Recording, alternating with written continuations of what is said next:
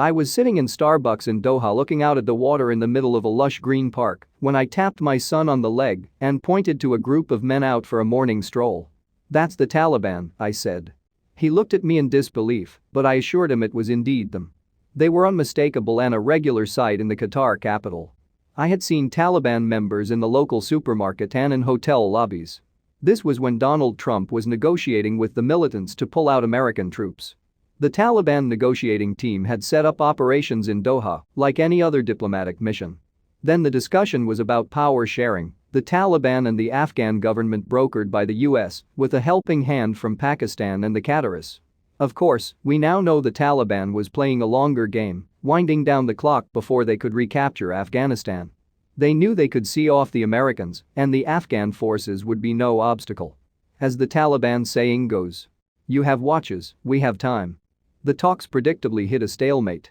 The US negotiator, Zalmay Khalilzad, threw up his hands, saying the Taliban wanted the lion's share of power. And here we are, America is gone and the Taliban is back. But which Taliban?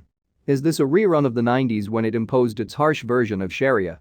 A rifle found by Australian soldiers in a Taliban cache north of Tarin Kot in 2011 encapsulates the story of Afghanistan and how we were always destined to fail, writes Andrew Probyn. Will music be banned? Will women be ordered behind doors, girls barred from school? Will religious police monitor behaviour with the threat of severe punishment? Seriously, that's how the militants are described. I first heard the phrase at the height of the Afghan war when I interviewed the Pakistani Foreign Minister, Shah Mahmood Quereshi. Pakistan was fighting the bad Taliban who were advancing on the nation's capital Islamabad. At the same time, Pakistan was supporting the good Taliban in Afghanistan. It told me two things.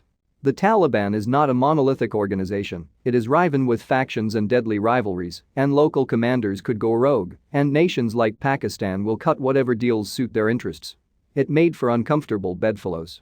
Pakistan was comfortable colluding with the supreme leader of the Taliban, Mullah Omar, even offering him haven inside Pakistan.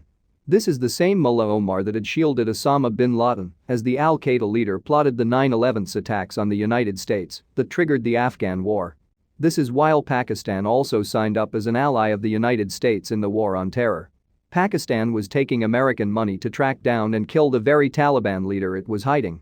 Mullah Omar, for his part, tried to impose order on his own renegade foot soldiers.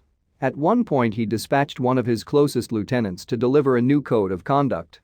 Among other things, it banned the sexual assault of boys and outlawed the killing of Pakistani civilians. With the Taliban saying their leaders will now show themselves to the world unlike in the past when they lived in secret, here are the key figures in the movement.